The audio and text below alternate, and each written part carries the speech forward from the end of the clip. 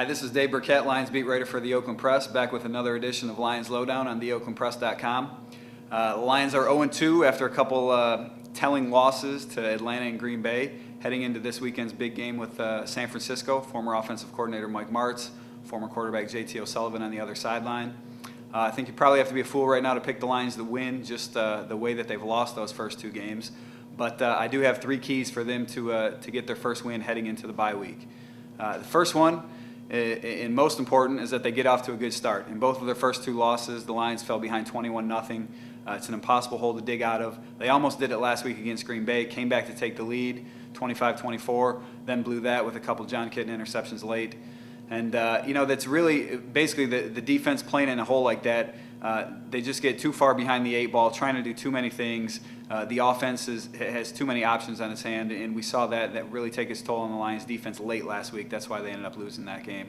Number two is get some pressure on JT O'Sullivan, and that kind of coincides with stopping San Francisco running back Frank Gore. He's a heck of a running back. I know the Lions are worried about him. A little bit reminiscent of Michael Turner, who had a big game against the Lions in Week 1, the 220 yards. If they can contain him a little bit, and they did well against the run last week against Green Bay, holding Ryan Grant in check, then they need to get pressure on JT O'Sullivan. I think everybody remembers Mike Martz from his time with the Lions. 7-step drops are kind of a staple of the offense, and that really exposes the quarterback to big hits. And in fact, in San Francisco, O'Sullivan's been sacked 12 times the first 2 weeks. He went down 8 times last week in the 49ers win. The Lions only have 2 sacks this year, both by Dwayne White, but they think they can get some pressure against him with their regular 4-man rush, and a lot of that is because what they saw the last 2 years with Martz here. The Lions, if you remember, led the NFL in sacks allowed 2 years ago, and last year they ranked second behind San Francisco, and I think the 49ers are on pace to give up 90 couple sacks right now. So getting pressure on O'Sullivan, he's still a young quarterback, making him make some mistakes. That's key number 2. And key number 3 is win the turnover battle. As bad as the Lions played last week at times, they still had the game in hand late with 6 minutes to go. And a reason for that is they were ahead 1-0 in the turnover battle. They were +1. The sack fumble that Dwayne White caused. What turned it around at the end, John Kitna's 3 interceptions. Boom, boom, boom. First one leads to a field goal. The next 2 are returned for touchdowns.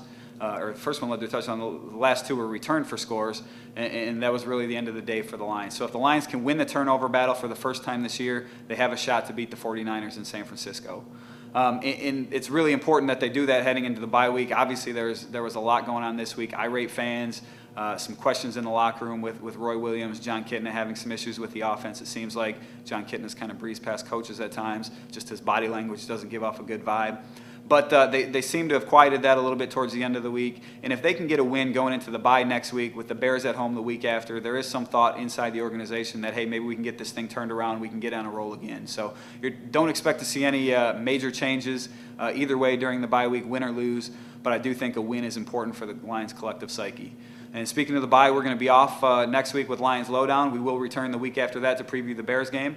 But don't forget to check back on theoaklandpress.com for daily updates of the Lions and check out Lions Lowdown when we come back. Again, I'm Dave Birkett, Lions beat writer for the Oakland Press.